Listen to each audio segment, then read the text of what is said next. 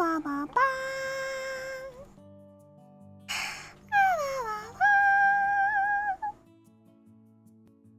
here, chat. We are here, ready to finish the final 2 chapters. Ready to finish the final 2 chapters. It's a ghost! Oh my god! Wait a minute. That's not a ghost. That's Pipkin Pippa. Pipkin Pippa. This. It's comfy time. Hopefully everybody is worn out after all of that ranching. Now it is time. To get comfy. Pippa, this. Fun fact, Tenma. You rammed us pretty good. You're welcome. You're welcome. There was an imposter pretending to be you an hour ago. Oh my god. Well, I'm glad the imposter's gone because I'm me. And I'm very comfy. I am not anything other than a comfy, wholesome rabbit. 𝚘𝚘𝚕𝚔. Did you feed those bird prisoners? I did not. The audacity of them trying to sing along with me. There can only be one angelic voiced rabbits. Well, I guess the birds aren't rabbits, but you know you know what I mean. Guess I'll go watch other streams. See ya. Oh, fine. Wow, okay. You're gonna need a bedtime story. I can't say. I'm gonna read you Alice's Adventures in Wonderland by Lewis Carroll. Is it Carroll or Carell? I don't know. By Steve Carell. Yeah. Hello, 𝚗𝚘𝚗. Hope you're doing better. I'm doing much better. In your debut stream, you said you have children in your basement. Did you feed them to... I do not have children in my basement. Can you call us 𝚘𝚕𝚕𝚔? You're a real cringe, bro. You're a real cringy bro. Can you also tuck me in? I can tuck you in. Okay, we'll start with. Oh, here's the secret. So what you do is you cover yourself with the blanket, right? And then you lean forward and you tuck in like sheets and stuff. And then you like slowly lay back. And you keep tucking yourself in as you lay back. And that way, you don't like disrupt your tucking in. Like you get maximum tucked inness. Does that make sense? The music is so unfitting.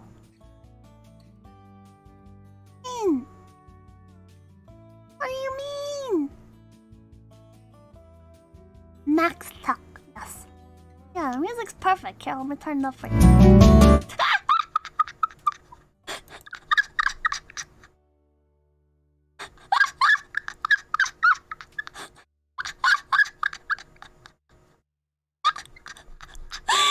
Don't tempt me, bitch. Good morning, motherfucker.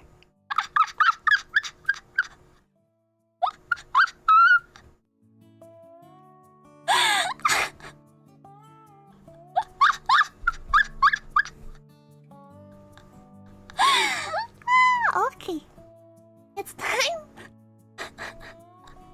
Your ear hurts. Well, you better get that checked out. Hope you didn't spend all your money on super chats. I thought this was a bedtime stream. It is.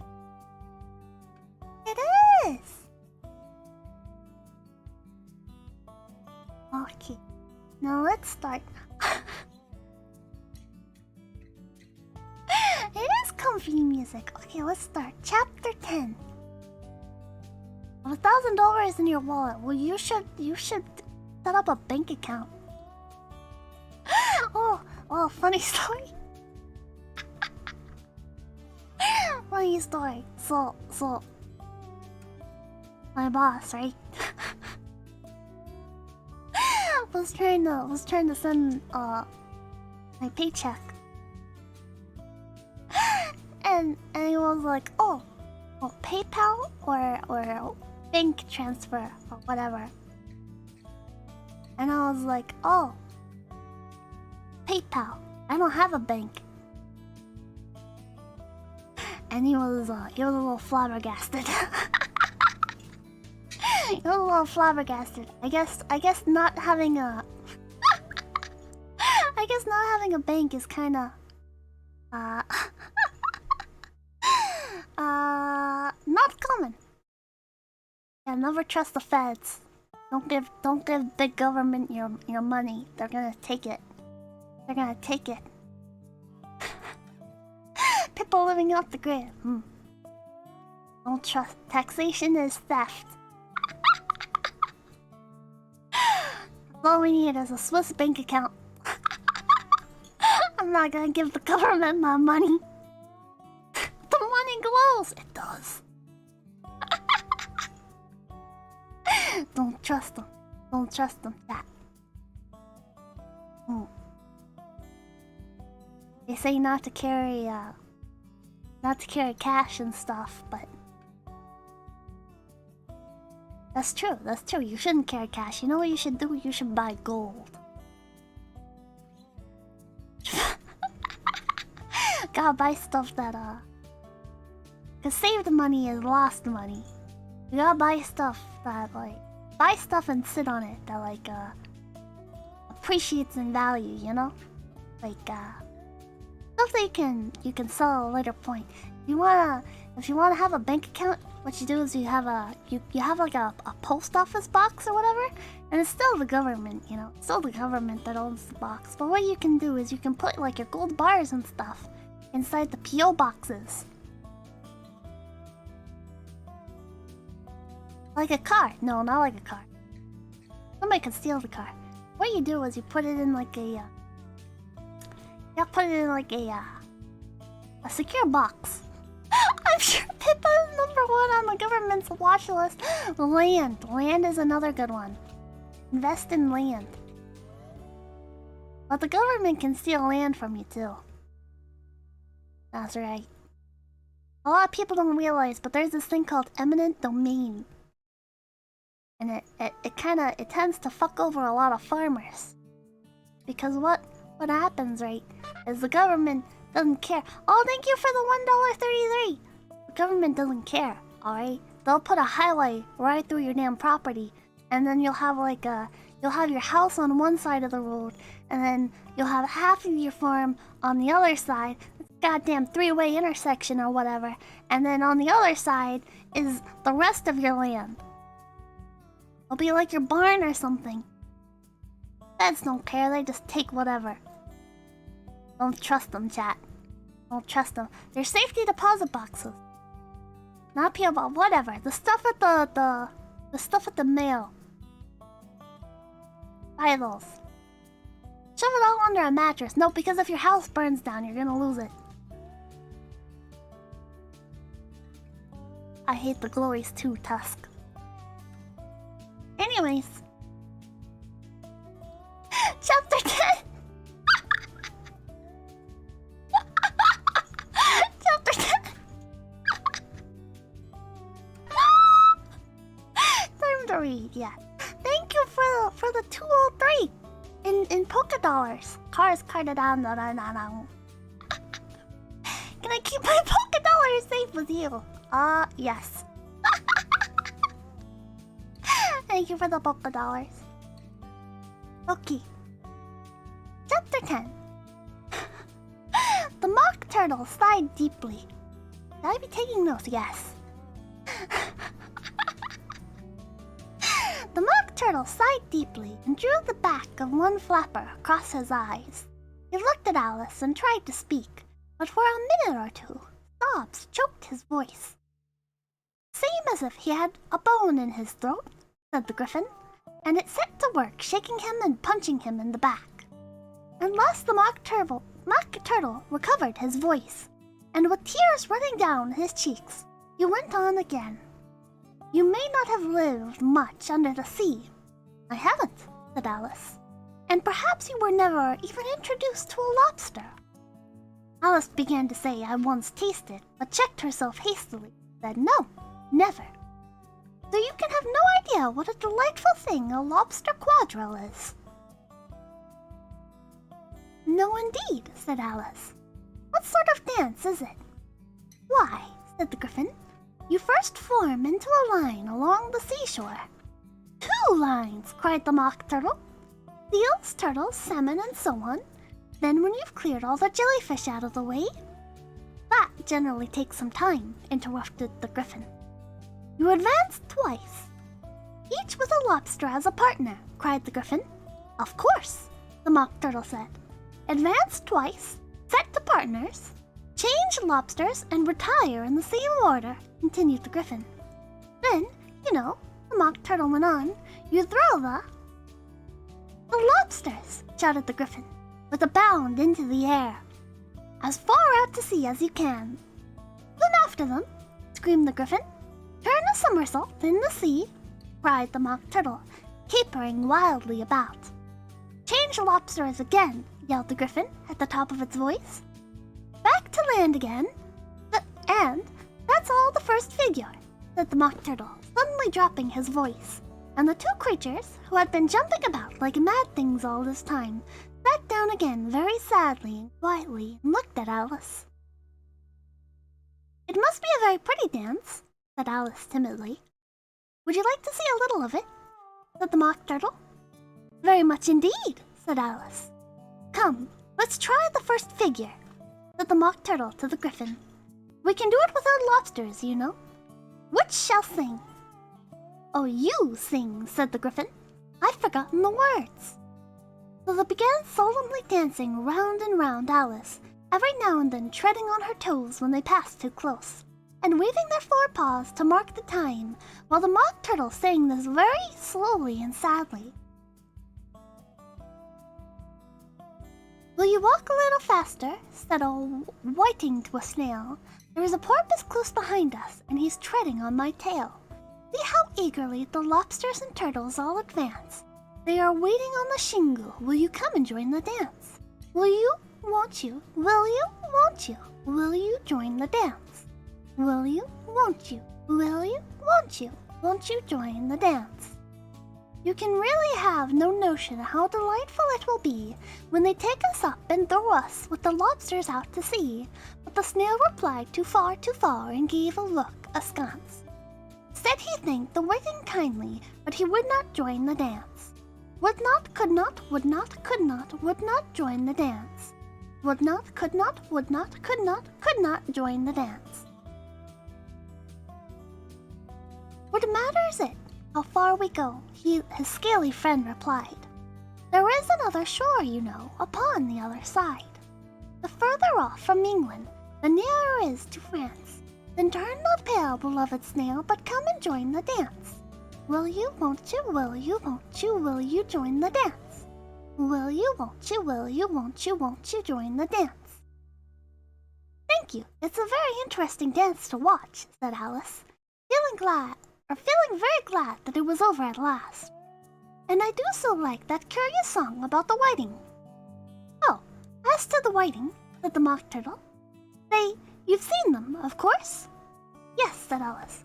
I've often seen them Din. She checked herself hastily.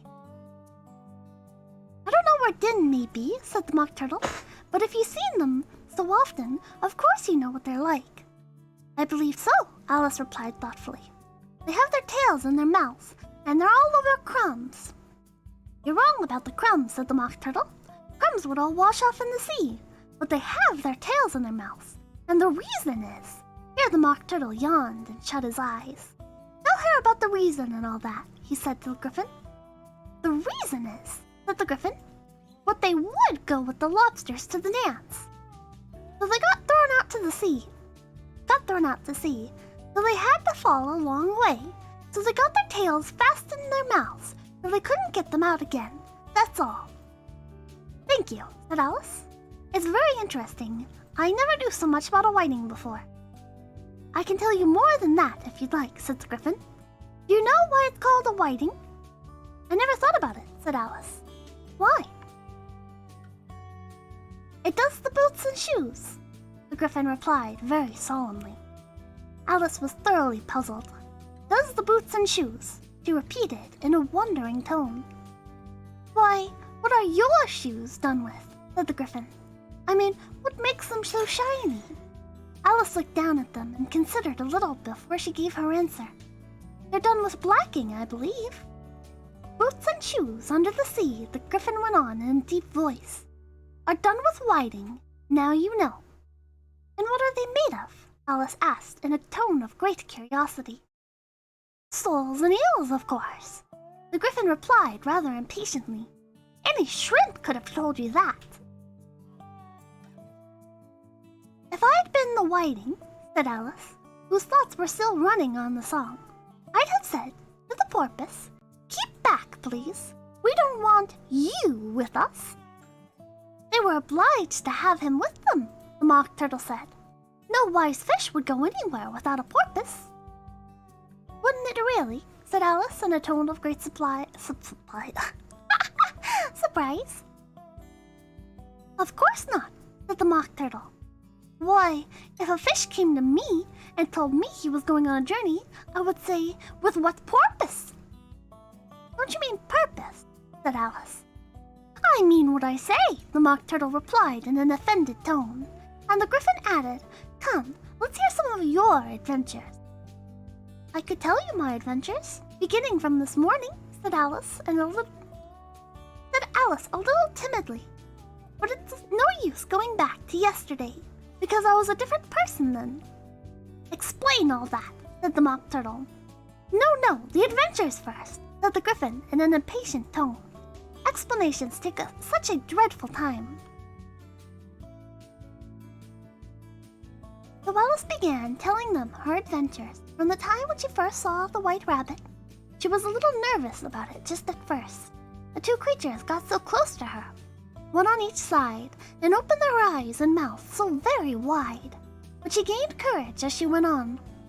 Her listeners were perfectly quiet till she got to the part about her repeating, "You are old, Father William," to the caterpillar, and the words all coming different, and the Mock Turtle drew a long breath and said, "That's very curious." "It's all about as curious as it can be," said the Griffin. "It all came different," the Mock Turtle repeated thoughtfully. "I should like to hear her try and repeat something now.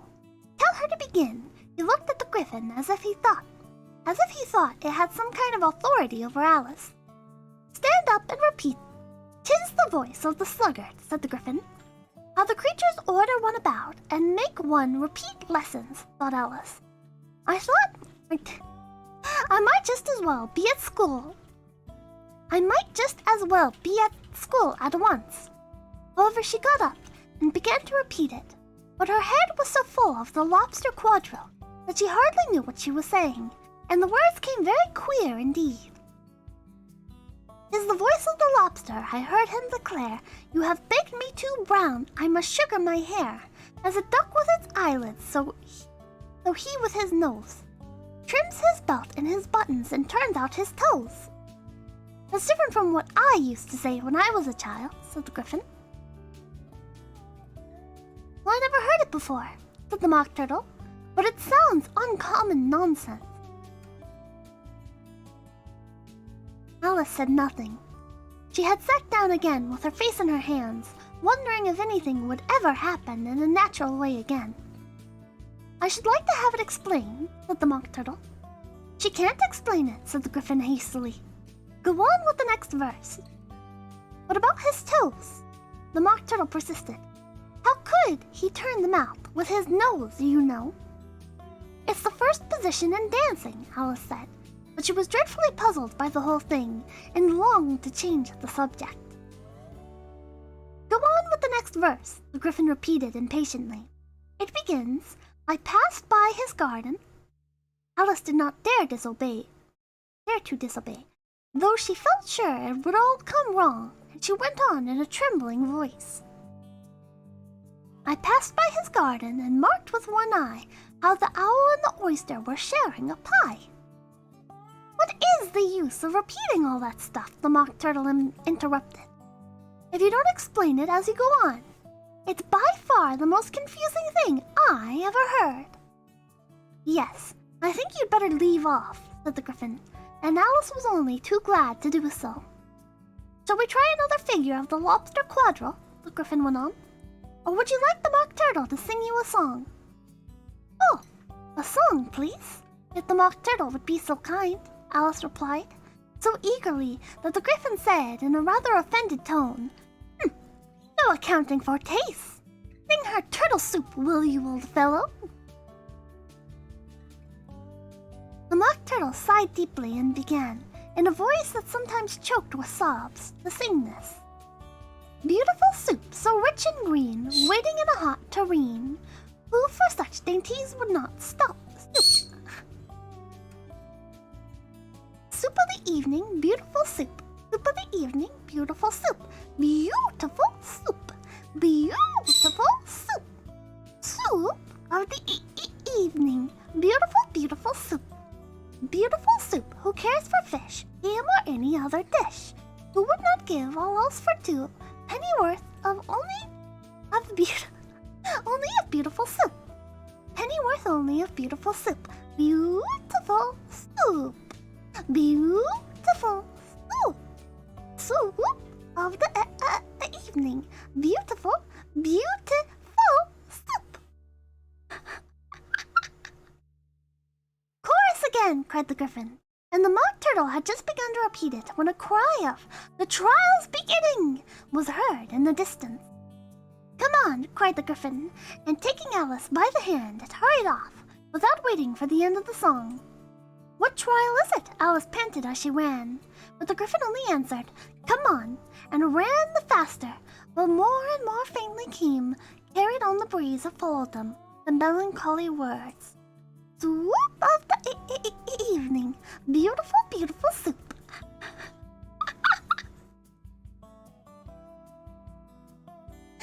Chapter. Oh wait, hold on, I want to show you the illustrations. So, the only illustration for this chapter is the lobster. The lobster, and he's got a hairbrush, and yeah. Oh, Ayano, hello, Miss P Fetish. How are you? Anyways, chapter 11. Who stole the tarts? The King and Queen of Hearts were seated on their throne when they arrived, with a great crowd assembled about them. All sorts of little birds and beasts, as well as the whole pack of cards. The knave was standing before them, in chains, with a soldier on each side to the guard.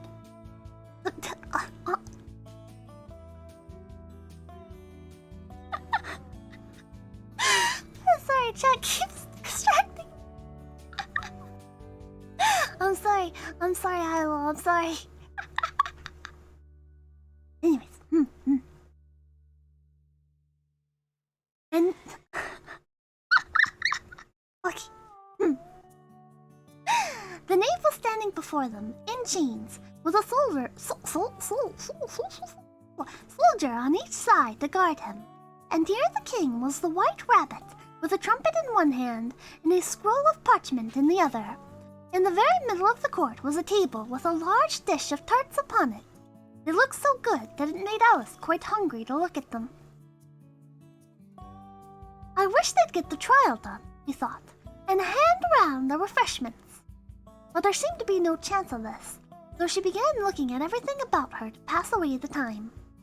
Alice had never been to a court of justice before, but she had read about them in books, and she was quite pleased to find that she knew the name of nearly everything there.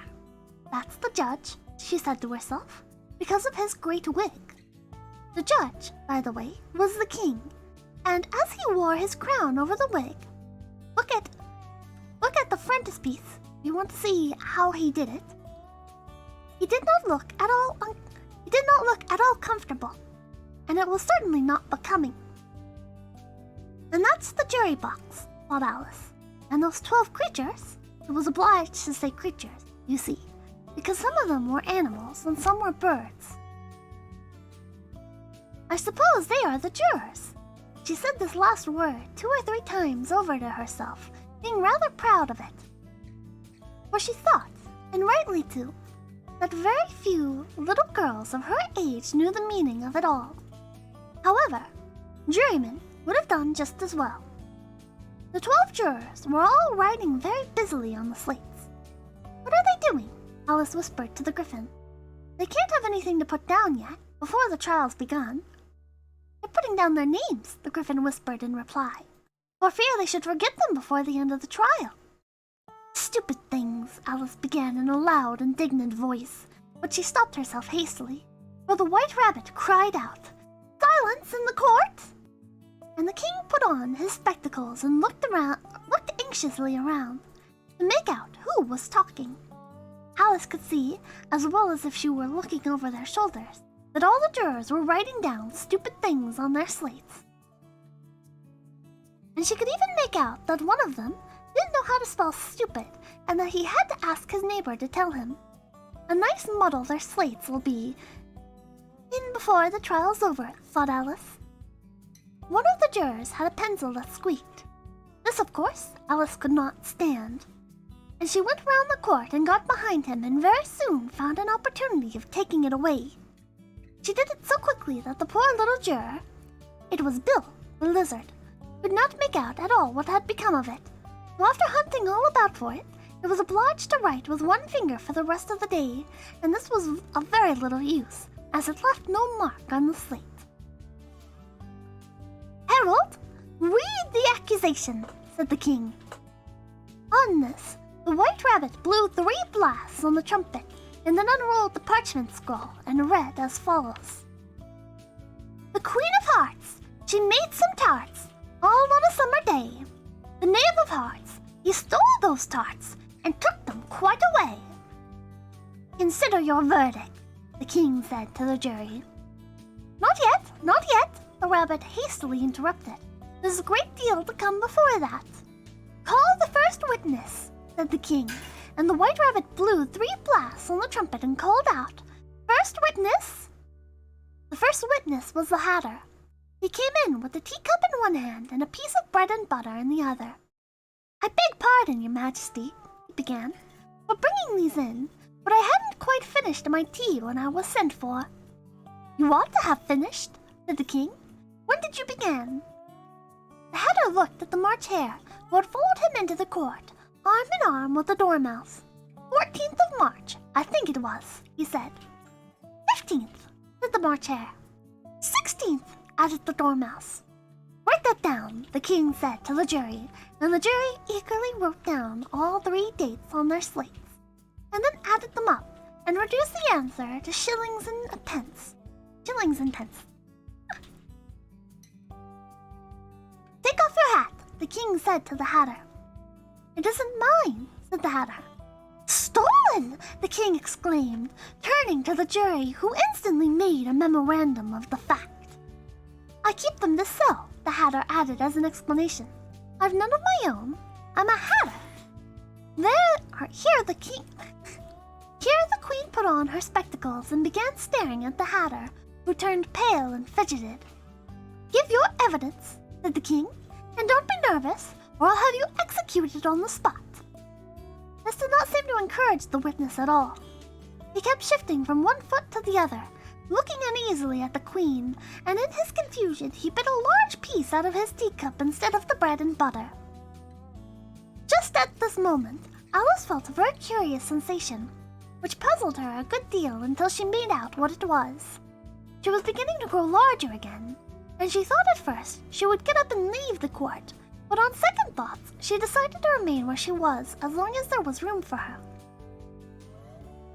"I wish you wouldn't squeeze so," said the Dormouse, who was sitting next to her.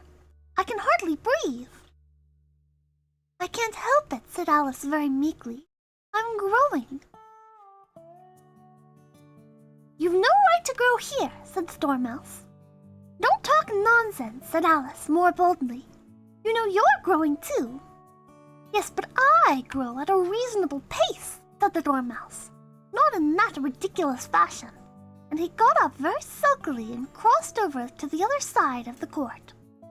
All this time the Queen had never left off staring at the Hatter, and just as the Dormouse crossed the court, she said to one of the officers of the court, Bring me the list of the singers in the last concert, on which the wretched Hatter trembled so, that he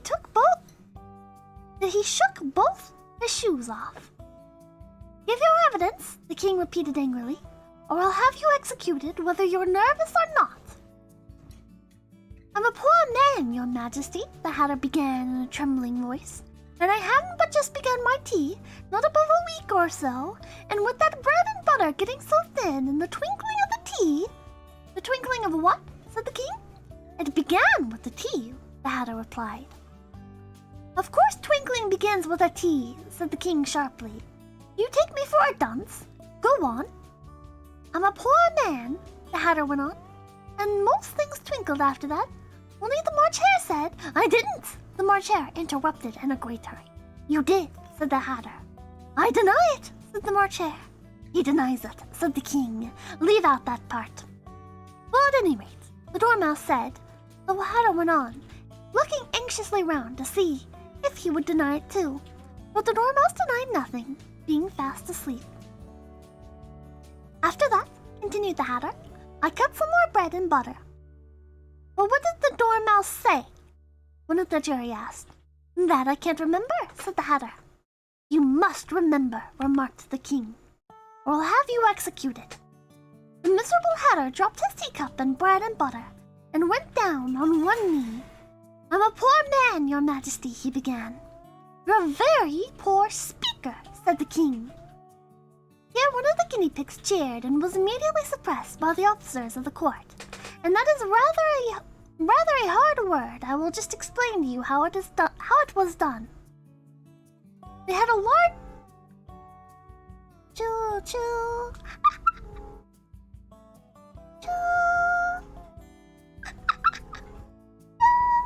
They had a large canvas bag, which tied up at the mouth with strings. Into this they slipped the guinea pig head first, then sat upon it. I'm glad I've seen that done, thought Alice. I've so often read in the newspapers at the end of trials, there was some attempt at applause, which was immediately suppressed by the officers of the court, and I never understood what it meant till now. If that's all you know about, you may stand down, continued the King. I can't go no lower, said the Hatter. I'm on the floor as it is. Then you may sit down, the King replied. Here the other guinea pig cheered, and was suppressed. Could you guys hear the train in the background? Come, that finished the guinea pigs, thought Alice. Now we shall get on better. I'd rather finish my tea, said the Hatter, with an anxious look at the Queen, who was reading the list of singers. It was cozy, no worries.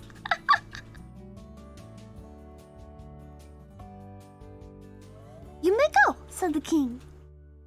And the Hatter hurriedly left the court, without even wanting to put his shoes on.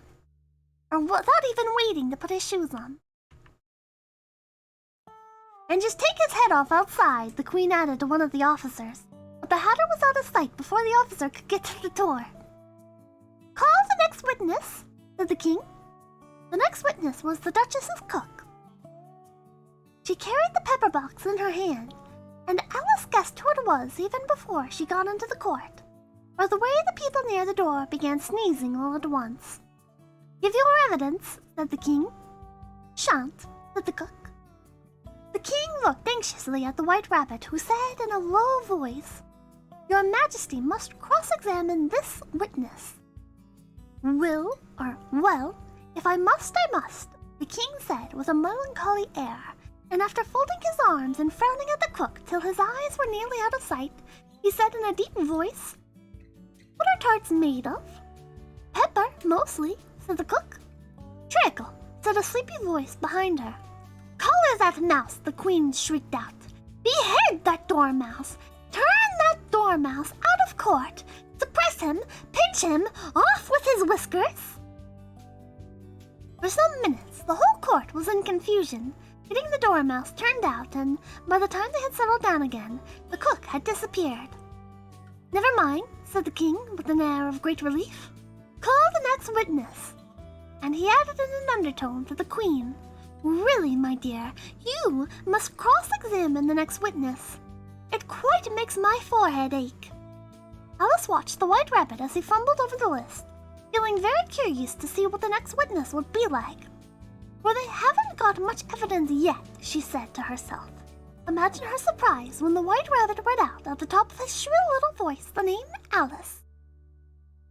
Duchess of Stop! Stop! Stop! Okay, so the illustrations for this chapter.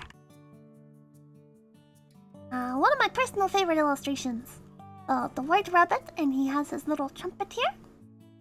And there's the parchment he reads off of, and he's so cute. Look at his bow tie. Look at his bow tie. It's so cute. It's so cute. I love it. And then we have the Mad Hatter, and he has his shoes off. He trembled so harshly his shoes came off. And you see his bread in his teacup. Although suspiciously, his teacup doesn't seem to have a bite out of it. Isn't that strange? He very clearly took a bite out of it, but there's no bite missing. And then we have... Well, maybe it's in this illustration. There might be a little bite there, I can't tell. But he has his bread and butter in his teacup. And he's running out. He's making a break for it. There's not gonna be any off with his head. No. Look at how cute that rabbit is. The one in the book is all right there. Thank you. Ah! Oh god, what'd I do? Oh god. What'd I do? Oh no! I don't know what I did. I can't read it like this. I can't read it like this. Hold on, let me try refreshing. Oh, here's the illustration for the court scene. The court scene. We have the crown on top of the king's wig. And there's the White Rabbit over here. And tarts on the table. And there's the jurors. Ah.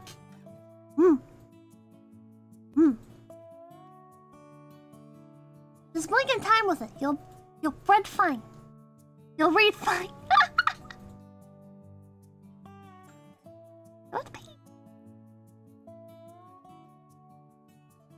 So this is the final chapter. This is the final chapter. And there's quite a few pages to this one.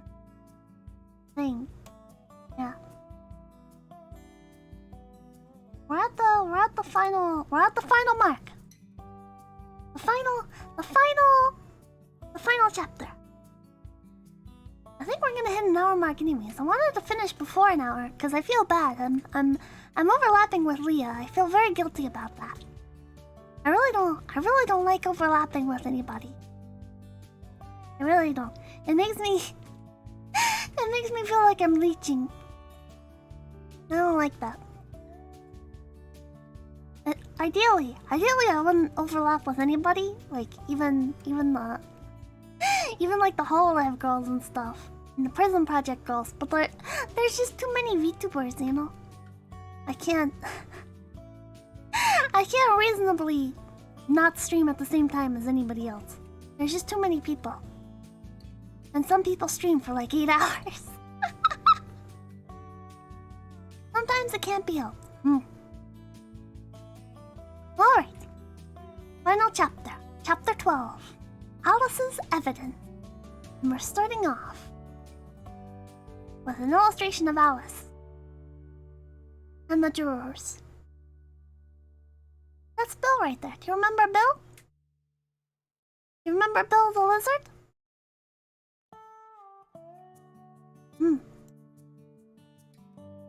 Okay. Here, cried Alice, quite forgetting in the flurry of the moment how large she had grown in the last few minutes. And she jumped up in such a hurry that she tipped over the jury box with the edge of her skirt, upsetting all the jurymen onto the heads of the crowd below, and there they lay sprawling about, reminding very much of a globe of goldfish she had accidentally upset the week before.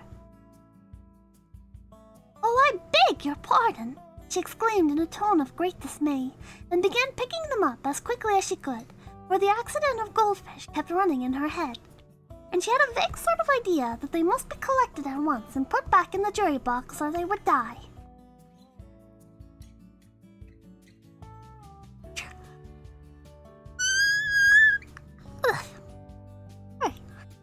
Sorry, I'm sleepy too.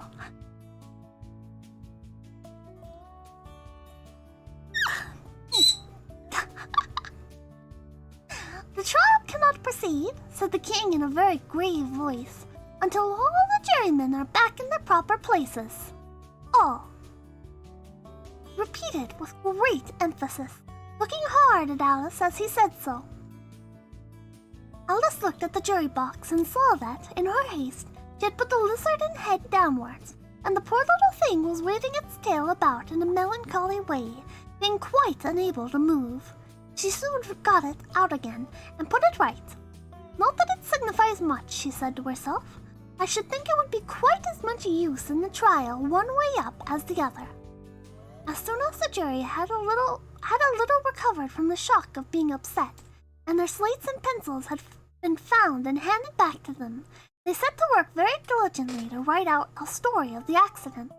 All except the lizard, who seemed too much overcome to do anything but sit with its mouth open, gazing up into the roof of the court. "What do you know about this business?" the king said to Alice. "Nothing," said Alice. "Nothing whatever?" persisted the king. "Nothing whatever," said Alice. "That's very important," the king said, turning to the jury. They were just beginning to write this down on their slates when the White Rabbit interrupted. "Unimportant, your majesty means, of course," he said in a very respectful tone, but frowning and making faces at him as he spoke. Unimportant, of course, I meant," the king hastily said, and went on to himself in an undertone. "Important, unimportant, unimportant, important, as if he were trying which word sounded best. Some of the jury wrote it down, important, and some unimportant. Alice could see this, as she was near enough to look over their slates. But it doesn't matter a bit, she thought to herself. At this moment, the king, who had been for some time busily writing in his notebook, called out, "Silence!" and read out from his book, "Rule 42. All persons more than a mile high have to leave the court." Everybody looked at Alice. "I'm not a mile high," said Alice. "You are," said the king. "Nearly 2 miles high," added the queen. "Well, I shan't go at any rate," said Alice. "Besides, that's not a regular rule. You invented it just now." "It's the oldest rule in the book," said the king. "Then it ought to be number 1, said Alice. The king turned pale and shut his notebook hastily. "Consider your verdict," he said to the jury in a low, trembling voice. "There's more evidence to come yet. Please, your majesty," said the White Rabbit, jumping up in a great hurry. "This paper has just been picked up." "What's in it?" said the queen. "I haven't opened it yet," said the White Rabbit. "But it seems to be a letter written by the prisoner to somebody." "It must have been that," said the king, "unless it was written to nobody, which isn't usual, you know." "Who is it directed to?" said one of the jurymen. "It isn't directed at all," said the White Rabbit. "In fact, there's nothing written on the outside." He unfolded the paper as he spoke, and added, "It isn't a letter after all, it's a set of verses." "Are they in the prisoner's handwriting?" asked one of the jurymen. "No, they're not," said the White Rabbit, "and that's the queerest thing about it." The jury all looked puzzled. "He must have imitated somebody else's hand," said the king. The jury all brightened up again. "Please, your majesty," said the knave. "I didn't write it, and they can't prove I did. There's no name signed at the end." "If you didn't sign it," said the king, "that only makes the matter worse. You must have meant some mischief, or else you'd have signed your name like an honest man." There was a general clapping of hands at this. It was the first really clever thing the king had said that day. "That proves his guilt," said the queen. "It proves nothing of the sort," said Alice. "Why, you don't even know what they're about." "Read them," said the king. The White Rabbit put on his spectacles. "Where shall I begin, please, your majesty?" he asked. "Begin at the beginning," said the king gravely. "And go on till you come to the end, then stop." These were the verses the White Rabbit read. They told me you had been to her, and mentioned me to him. She gave me a good character, but said I could not swim. He sent them word I had not gone. We know it to be true. If she should push the matter on, what would become of you? I gave her one, they gave him two. You gave us three or more. They all returned from him to you, though they were mine before.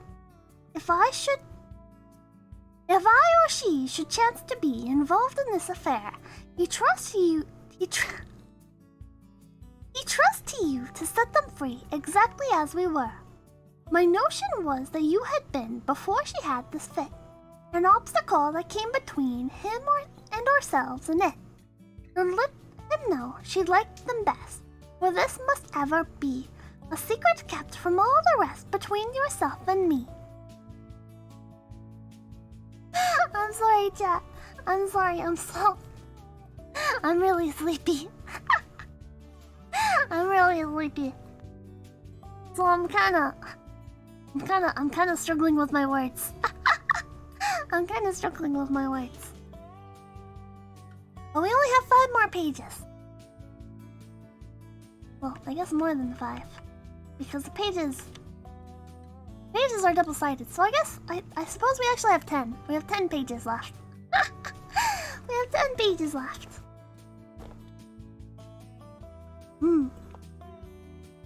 "That's the most important piece of evidence we've heard yet," said the king, rubbing his hands. "So now let the jury, if any one of them can explain it," said Alice. She had grown so large in the last few minutes that she wasn't a bit afraid of interrupting him. "I'll give him 6pence. I believe there's an atom of meaning in it." The jury all wrote down on their slates, "She doesn't believe that there's an atom of meaning in it," but none of them attempted to explain the paper. "If there's no meaning in it," said the king, "that saves a world of trouble, and you know, as we needn't try to find any. And yet I don't know," he went on, spreading out the verses on his knee and looking at them with one eye. "I seem to see some meaning in them after all. Said I could not swim. You can't swim, can you?" he added, turning to the knave. The knave shook his head sadly. "Do I look like it?" he said, which he certainly did not, being made entirely of cardboard. "All right, so far, said the king, and he went on muttering over the verses to himself. "We know it to be true. That's the jury, of course. I gave her one, they gave him two. Why, that must be what he did with the tarts, you know. But it goes on. They all returned from him to you," said Alice. "Why, there they are," said the king triumphantly, pointing to the tarts on the table. "Nothing can be clearer than that.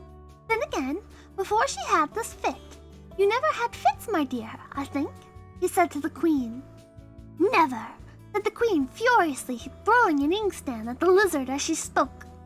The unfortunate little Bill had left off writing on his slate with one finger, as he found it made no mark, but he now hastily began again, using the ink that was trickling down his face as long as it lasted. "Then the words don't fit you," said the king, looking round the court with a smile. There was a dead silence. "It's a pun," the king added in an angry tone, and everybody laughed.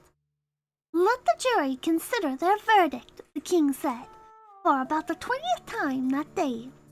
"No, no," said the queen. "Sentence first." Verdict afterwards.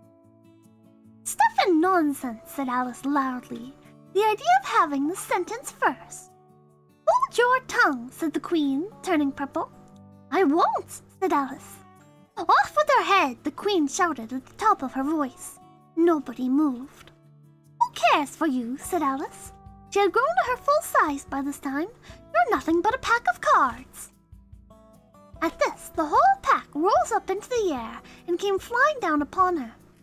She gave a little scream, half of fright and half of anger, and tried to beat them off, and found herself lying on the bank with her head in the lap of her sister, who was gently brushing away some of the dead leaves that had fluttered down from the trees upon her face. Wake up, Alice dear, said her sister. Why, what a long sleep you've had.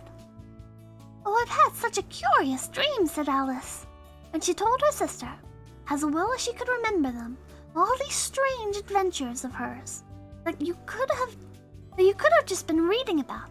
And when she had finished, her sister kissed her and said, It was a curious dream, dear, certainly, but now run into your tea, it's getting late. So Alice got up and ran off, thinking while she ran, as well as she might, what a wonderful dream it had been.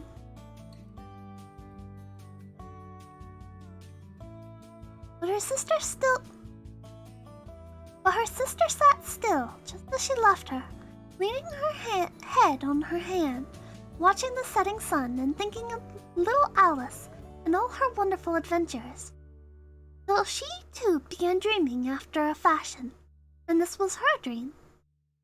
First, she dreamed of little Alice herself. Once again, the tiny hands were clasped upon her knee, and the bright, eager eyes were looking up into hers. She could hear the very tones of her voice, and see that queer little toss of her head, to keep back the wandering hair that would always get into her eyes. And still as she listened, or seemed to listen, the whole place around her became alive with the strange creatures of her little sister's dreams. The long grass rustled at her feet as the white rabbit hurried by. The frightened mouse splashed his way through the neighboring pool. She could hear the rattle of the teacups as the March Hare and his friends shared their never-ending meal, and the shrill voice of the Queen ordering off her unfortunate guests to execution. Once more the pig baby was sneezing on the Duchess's knee, while plates and dishes crashed around it. Once more the shriek of the griffin, squeaking of the lizard's slate pencil, and the choking of the suppressed guinea pigs filled the air, mixed up with the distant sobs of the miserable mock turtle. So she sat on, with closed eyes, and half believed herself in Wonderland, though she knew she had but to open them again. And all would change to dull reality. The grass would be only rustling in the wind, and the pool rippling to the waving of the reeds. The rattling teacups would change to the tinkling sheep bells, and the Queen's shrill cries to the voice of the shepherd boy, and the sneeze of the baby, the shriek of the griffin, and all the other queer noises would change, she knew, to the confused clamor of the busy farmyard, while the lowing of the cattle in the distance would take the place of the mock turtle's heavy sobs. Lastly, she pictured to herself how the same little sister of hers would, in the aftertime, be herself a grown woman, and how she would keep, through all her riper years, the simple and loving heart of her childhood, and how she would gather about her other little children and make their eyes bright and eager with many a strange tale, perhaps even with a dream of Wonderland of long ago, and how she would feel with all their simple sorrows and find pleasure in all their simple joys, remembering her own child life in the happy summer days.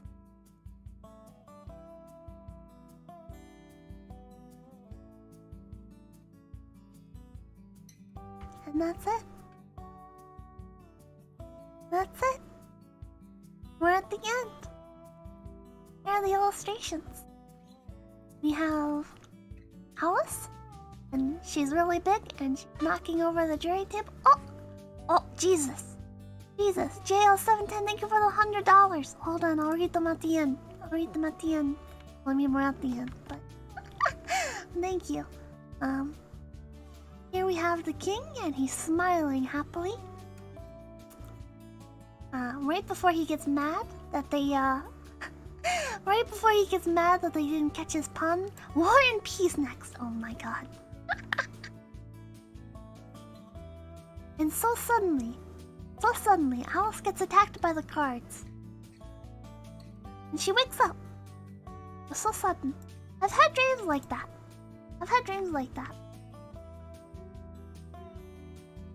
Everything's pretty normal, and then all of a sudden, like something happens, and like you lurch awake, you know? I hate that feeling. I like waking up slowly, you know? I think there's a sort of coziness to it, you know? When you wake up slowly, and you're still bundled up in the blanket, and it's pretty cool in the air. And you're just laying there enjoying the warmth. I really like that. I don't like being like startled awake like that. I fell asleep. Oh, well, I'm sorry if I woke you.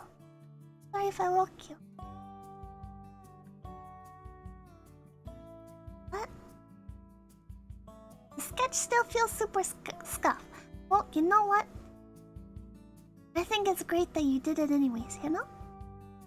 I'm really proud of you for drawing. It's easy to fall into stuff like art block, or to be so hard on yourself that you don't have the motivation to draw anymore. Well, I'm proud of you for, despite all the struggles that come with art, continuing to do it. Despite all the downs. I'd say ups and downs, but I feel like art is just a labor of love, you know? Art is a labor of love. And love is cruel.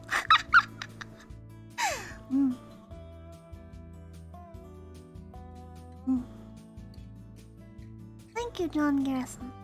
Okay, let's I'm gonna open up Stream Elements and we're gonna read off the donation. I didn't read the... Too bad, I didn't read the donations for the other stream. I'll read those now. I also have the donations from the stream that got cut off suddenly. The collab with Tenma.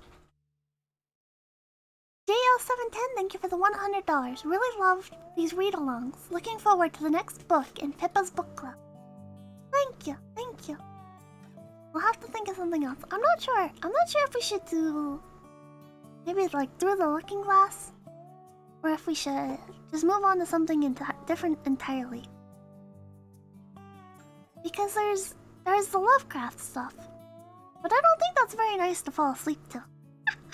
And I want to have some like cozy streams, you know? I don't want people falling asleep to have nightmares. Okay, let's see.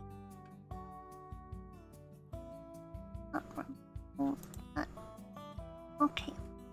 Thank you, Axe, for the 133. Whispering as to not wake viewers?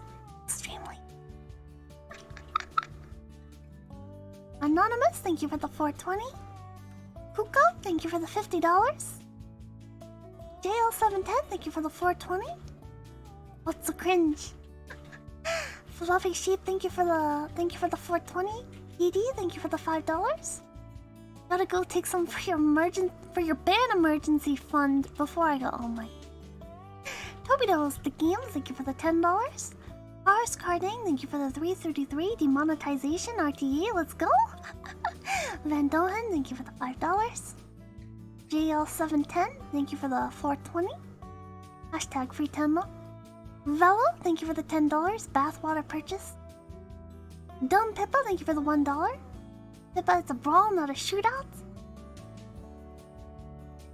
Oh, there's so many of these from 5 days ago. I think that's when that stream was, right? Milkman for the 420. Axe for the 333. Or no, I read off these. It's just considering them to be the same. Okay, never mind. to get as much progress done as I can and try to finish it tomorrow. Alright, well, good luck. Good luck. And don't force yourself. No? Don't force yourself. I don't know. Alice could be pretty nightmare-inducing on its own at some point. Gulliver's Travels are good too. Oh, my only experience with Gulliver's Travels. I never read the book. I used to watch a lot of Pluto.tv because it's free television. And they had like a old movies category. And most of the time I would watch, like pretty much the whole time I use Pluto TV. I would either have like the house hunting stuff on, or I would have old westerns on. But I saw Gulliver's Travels, and I was like, oh, I know nothing about this, but it's like a classic, right? So I clicked on it, and it was pretty cute. It was a cute movie. I think there's a certain charm to black and white films, you know? There's a charm to back in the day when there wasn't such a over-reliance on stuff like CG for everything, you know? I really appreciate practical effects. Not that I'm like anti-CG or anything. I don't know. I think it's more admirable to have like something physically made versus generating it with like computer graphics. I don't know. One of the first science fiction novels. Sorry I can't super chat. Well, you know what? It's perfectly fine. You can watch all of my streams and never once super chat, and I would have no problem with it. Okay, you'd be just as perfect all the same, you know? I don't want anybody. I know this sounds so cheesy, but like I don't want anyone to think that that money indicates your worth as a human being, you know?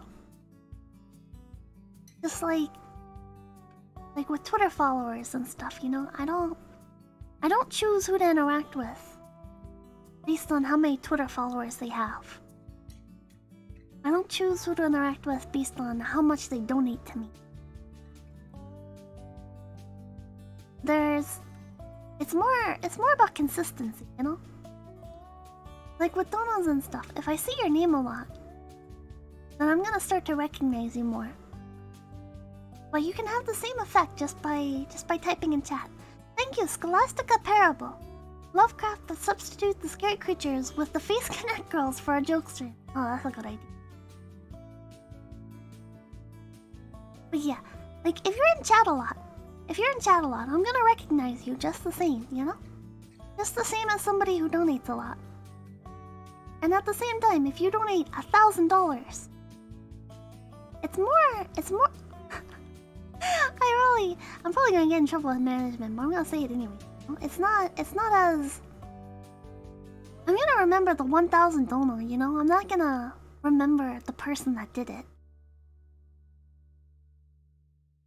Versus the people that donate $1, $3 consistently. Those are the people that I see their names a lot, so I recognize them. And the people that I see in the comments section a lot, those are the people that I recognize. Well, I don't want anybody to be under the impression that like you have to donate a lot, or you have to donate at all, or you have to be big to interact. Like I know I've interacted with a lot of VTubers lately. Like especially the CyberLive girls. But the CyberLive girls have like interacted with me a lot. Like they comment on a lot of my posts. Well, the odds are like I'm gonna start to recognize them and start to respond more. I don't want anyone thinking that like I'm interacting with them just because they're also VTubers.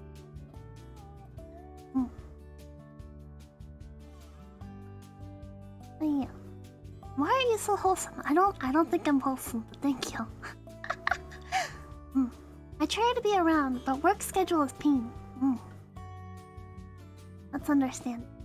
No, you don't need to like force yourself or anything. You know, there's always the VOD. And if you wanna be recognizable to me.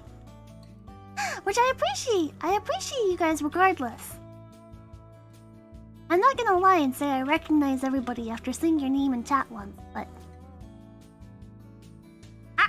sorry, my nose itched. But I mean, you can do the same thing. Unarchive the last one. Am I allowed to unarchive the last VOD? But anyways, if you wanna like, you're required to. if you wanna get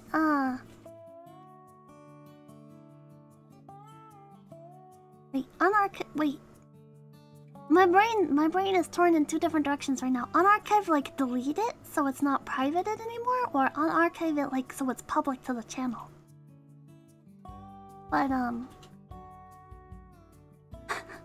sorry, my brain. One half of my brain is trying to think of this archive stuff, and the other half is keep it private. Oh, okay. You're throwing me off, man. What was I saying before? Oh, if you wanna be like super ingrained into Pippa's brain, just leave in comments. I actually read the comments. Here's a pro tip. If your comment doesn't have a heart, I haven't seen it yet. But the second your comment gets a heart, that's how you know I've seen it, cause I heart every comment. I don't respond to all of them. Actually, I don't respond to most of them. I'm not super social, you know, so it's kinda difficult to respond to everyone. And then I get really self-conscious. I'm like, I have like mini meltdowns over this, but like when I respond to a comment, or like with fanart, when I respond to one piece of fanart, I get really anxious responding to like the next piece of fanart because I don't want anybody to think that like I'm copying and pasting, or that I'm not as enthusiastic for one piece of fanart as I am for another. I get so anxious. I know it's stupid, but your Twitter says otherwise. See, it's easy to spam random stuff out into the void. It's not as easy to respond to people. I feel like there's higher expectations. There's higher expectations when you're actually responding to somebody. And now YouTube has this feature where you can like give canned responses to the comments, like it auto-generates them. And I don't like that at all. Like that feels really snaky to me, I guess. Like it's just a way for creators to, yeah, when you're looking at comments now on YouTube, creators can give you like a canned response that generates like 3 different responses that they can just click. And I think that's wrong. I know, like from a business perspective it makes sense because you want like the engagement and it pads your numbers and it makes like a memorable moment for the fan or whatever, but it feels like you're lying. It feels like you're lying to that person. I don't know. It takes away the genuine response, it does. It kinda makes me wanna, like when I type, I wanna type in like all lower cases or something just so people know that it's me and not a stupid canned response. I don't know. I need to go to sleep. I'm really tired. I'm sorry. I'll probably sound like I'm falling asleep right here, but okay. I'm gonna call it here. Thank you guys. Thank you guys for stopping by. I really appreciate it. I'm sorry I had to reschedule this. It was... I did some IRL work over the weekend. And it took a lot out of me. Pippa in a can, new merch. Oh. They sell stuffed animals in camp. That'd be a cute idea. I like that. That's a good idea. Alright, well thank you for stopping by, Mr. Graham, Willis, Matthew Hatherley, and Keaton, Delram, Sadetsu, Don't Please, Chibodi, Ike, Adorel, JL710, Natsuna, Starmy Amy, Hey Richie, Lord Undead, Javium. Thank you guys, thank you for stopping by. Oni-chan, Savage Gardener, Forbidden Wolf, IDK Production, UMR, Lillian Nellis, Don't Please, Ike13D, It Is I Wibs, Michael O. I already said goodbye to you. Being cozy, yeah. Alright.